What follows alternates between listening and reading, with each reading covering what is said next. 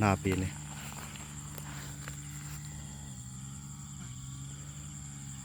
ภาพบรรยากาศยามเช้าประมาณ6 โมงยาเอาไปว่าได้ยาลักษณะตายดี